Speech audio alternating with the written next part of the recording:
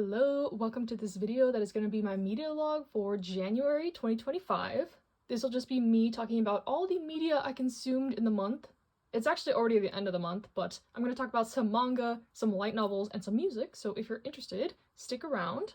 There will be timestamps, but starting with, as always, we have the manga I read this month. Starting with, I read volume 6 of My Girlfriend's Child. This series is so just special to me. It's very bittersweet. It's not necessarily enjoyable. I feel like I say this every time I talk about it, but this one is about a couple in high school where the girl finds out she's pregnant and kind of how they decide to navigate this. The options they have, the reactions from their school, their parents, their family, their friends, like it's a lot to handle, especially as like a teenage couple. So I think this one is just really insightful, has really beautiful moments, especially in this volume. There's just some even panels that I was just like staring at, like, oh my gosh, this is so pretty. It's so like everything. It's everything to me.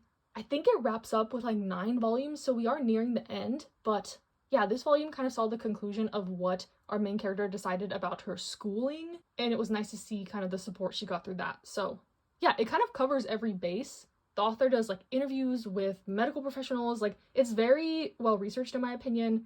It's educational. The art is stunning. I really like the characters. And I think it's just something really special in the manga space right now. And I highly recommend if you want to learn and, you know, dive more into these topics in a manga format. And that was actually the only new manga I read this month. The rest of the month, I reread some series. Starting with My Hero Academia. I read volumes 1 to 39. I was just in a mood. And in 2025, I told myself, like, I'm just gonna read whatever I want. Like, I don't care. I want to reread stuff, I want to read random volumes, I want to read stuff from the library, I want to read stuff digitally, like whatever I want. Pure vibes. That's all it's gonna be. So I was really in the mood to reread My Hero Academia. This is like the 6th or 7th time I've reread the story, at least like through the overhaul arc-ish. And I love this manga, like what more can I say?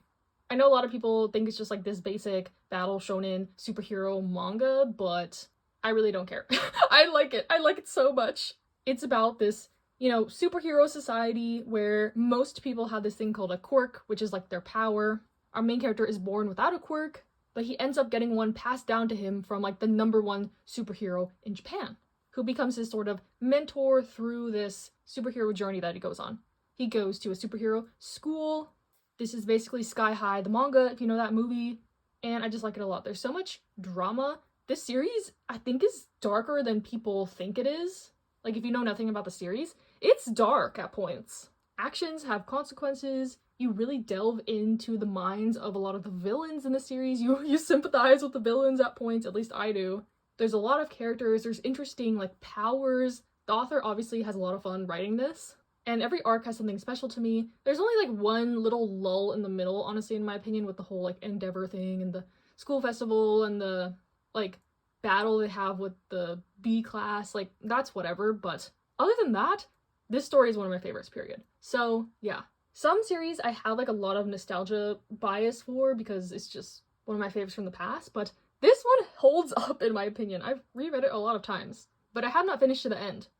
The last like couple volumes, like 38, 39, that was my first time reading it, and I'm debating if I want to finish on Shonen Jump or wait for the physical release. Volume 40 comes out next week, so I'm gonna read that like immediately when I get it and then kind of decide from there. But I don't think the last volume is even out in Japan yet because the author is doing some kind of like bonus ending content, so it's gonna be a while until we get it in English. So I'm leaning more on the side of just like finishing it now and then rereading the physical copies when I get them. But yeah, the last arc, the second war arc, is a lot.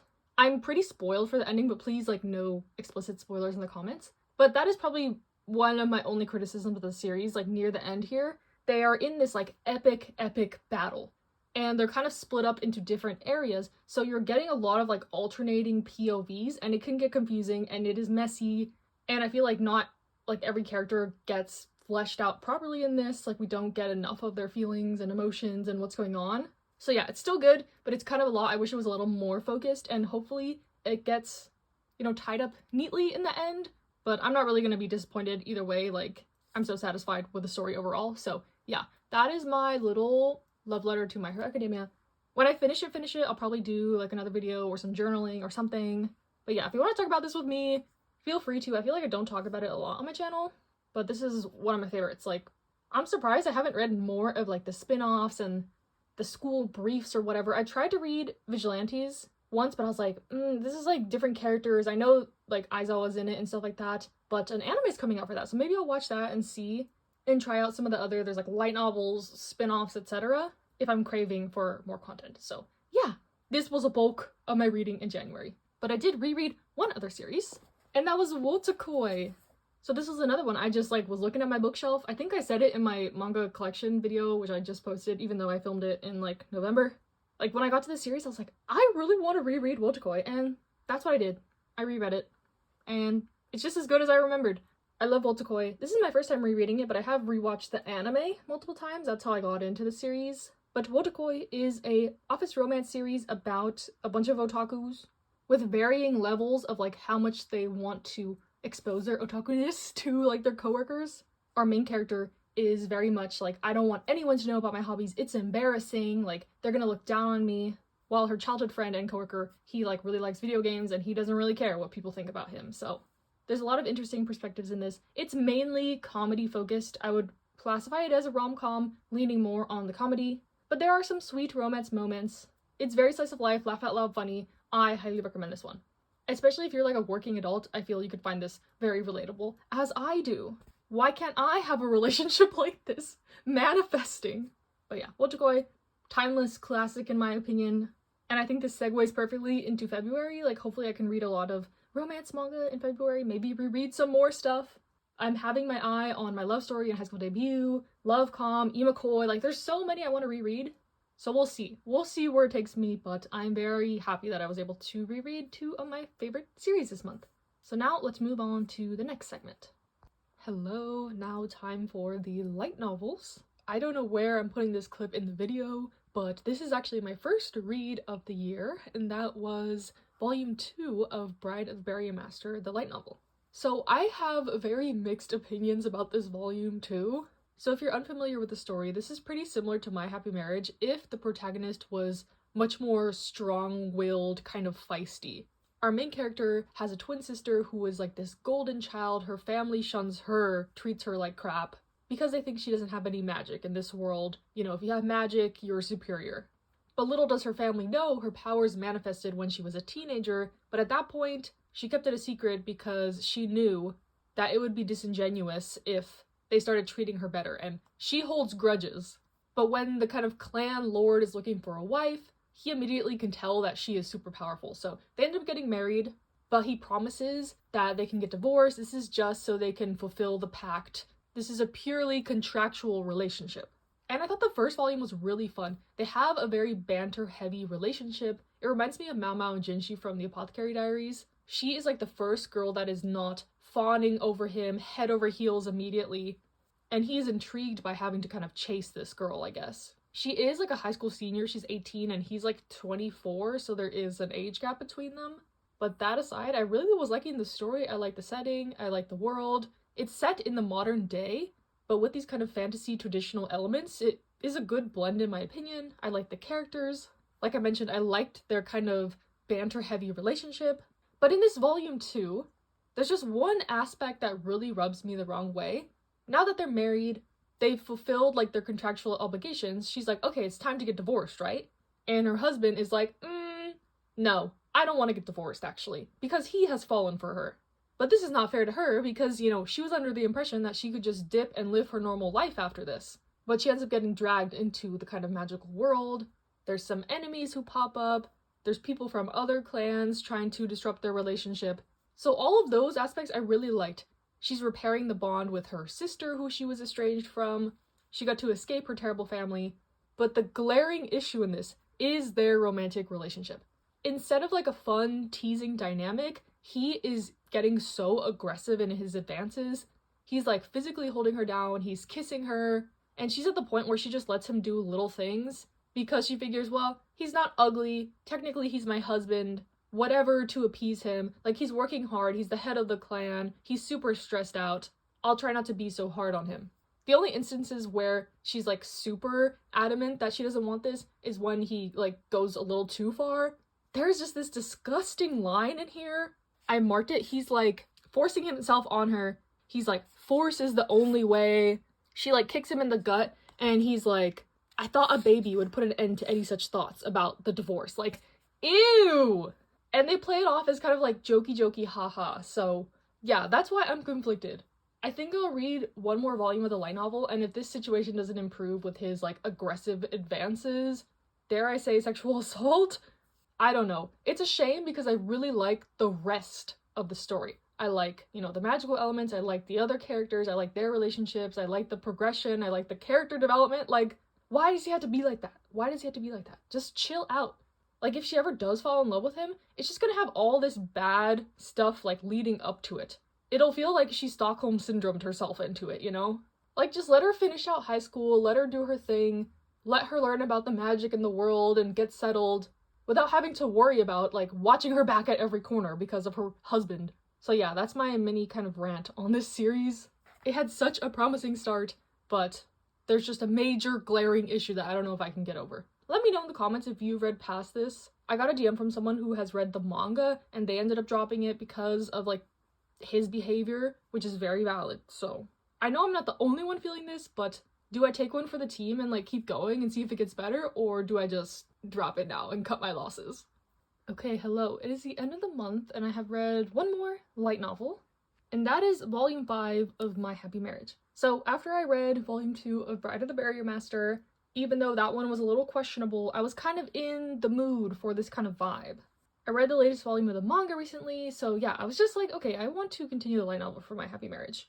And this one I also have kind of a mixed opinion on. I felt this way with the last volume as well, but I had already bought this one and I have volume 6, so I committed to reading those at least. And yeah, the basic premise of the series is kind of a Cinderella story. A girl gets, you know, tormented and abused by her family. They ship her off to be married to this guy who has a reputation of being cold and stern and evil low-key. He's a commander in the military from a really well-off family. And it turns out that he's not like people described at all. And they end up trying to make this relationship, this arranged marriage, work. Our protagonist is obviously riddled with trauma. She's never really had anyone to trust in her life. She's weak, like, in her physical body, in her mind. She's been treated like nothing her whole life, so jumping into a romance right away is not realistic for her. And I thought this series was really good at kind of exploring that and her slowly opening up to, you know, the romantic interest, healing from some of her trauma, working through that, etc.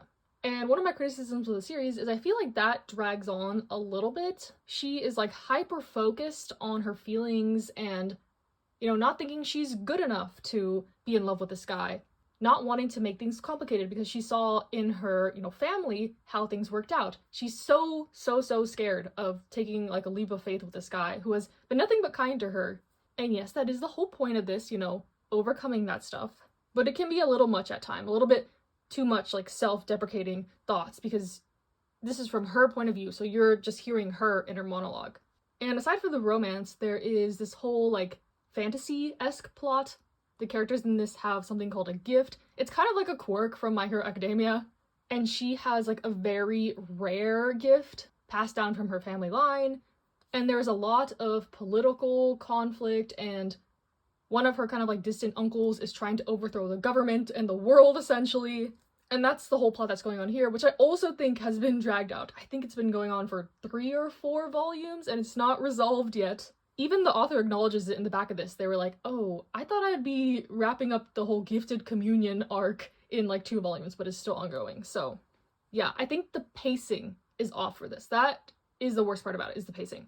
Like the first 100 pages are such a slog to get through. You're just, you know, repetitively hearing her inner monologue / there's kind of some boring politics talk. Like, I usually love politics in my fantasy romance type stuff, but these politics are kind of lame. But once you get to that, then there's like a little romantic moment, and then the drama like ramps up to 100 in like the last 20 pages. So that's how it hooks you to keep going. It's like, okay, well now you got me riled up. Now there's a cliffhanger. I have to continue. That's how it's felt like the last couple volumes. And of course, like the sucker I am, I did start volume 6 already. I'll talk about that next month. But yeah, if you are reading this light novel, let me know if you feel the same way.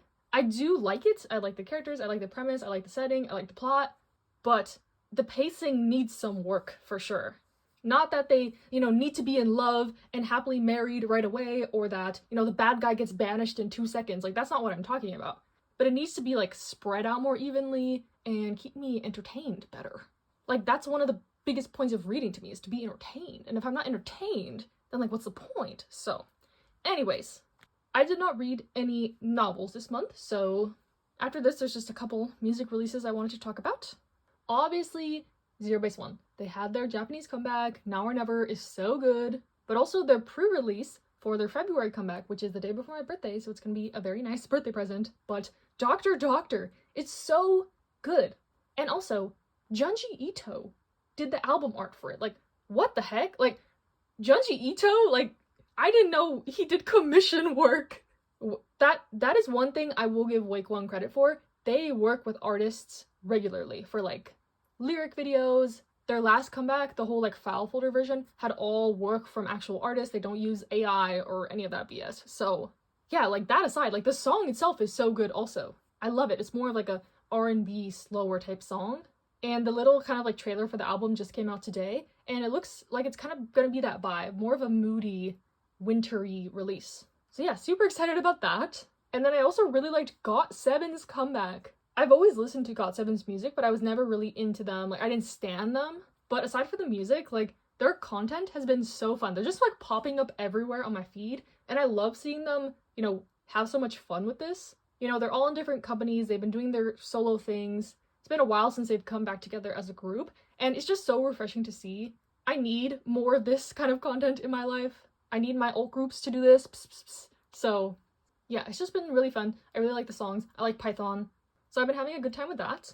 And then Onu from SHINee released a solo album, and I am obsessed with it. I'm obsessed with Monse, like the pre-release. And as I was listening, I was thinking, like, I haven't really listened to any of Onu's other solo music. So then I went down the rabbit hole, and I listened to every single SHINee member's solo songs. Like, all their albums, everything. Of the albums I haven't listened to. Like, I've listened to the most recent stuff, like some of Key's newer albums, Mino's album. I own some of Jonghyun's albums, but I had never listened to Onu's discography. I've heard Taemin's, like, iconic songs. But yeah, so it was really interesting to go through all of them.